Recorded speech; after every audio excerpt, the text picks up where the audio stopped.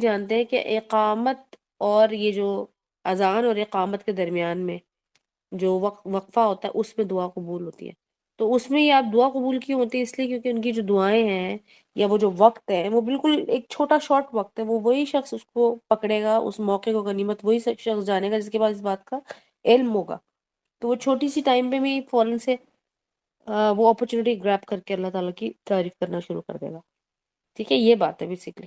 لیکن علماء اس چیز کے بارے میں بہت محتاط ہو کر اس بات کو ہی انڈورس کرتے ہیں کہ نماز خاص طور پر نماز میں ہر وہی ایکشن اور ہر وہی لفظ اور ہر وہی دعا یا تسبیح کرنی چاہیے جو کہ رسول اللہ صلی اللہ علیہ وسلم سے کوئی ثابت ہو، ادروائز نہ کریں. ٹھیک ہے. اچھا، اور کون سی خاص نماز؟ فرض نماز میں.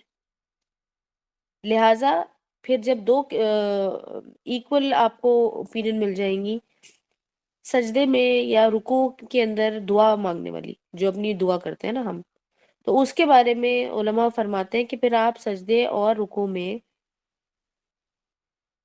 وہ دعائیں مانگیں جو رسول اللہ صلی اللہ علیہ وسلم نے مانگی فرض نماز کی، یا پھر عربی میں مانگیں.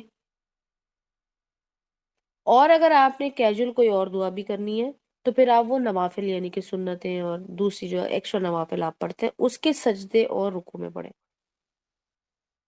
تو اب آپ دیکھیں کہ اس اوپینین کے بعد کیا چیز زیادہ رہ جاتی ہے.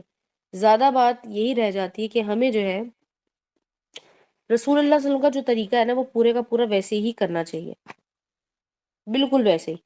اور پھر یہی بات ہے کہ رسول اللہ صلی اللہ علیہ وسلم اور اس سے پہلے جتنے بھی دیگر انبیاء آئے تھے ان کی نمازوں میں فرق نہیں ہے کوئی خاص، اور نماز کا جو کانسیپٹ ہے وہ پہلے بھی موجود تھا. انشاءاللہ جب ہم نماز نبوی کریں گے تو آپ کو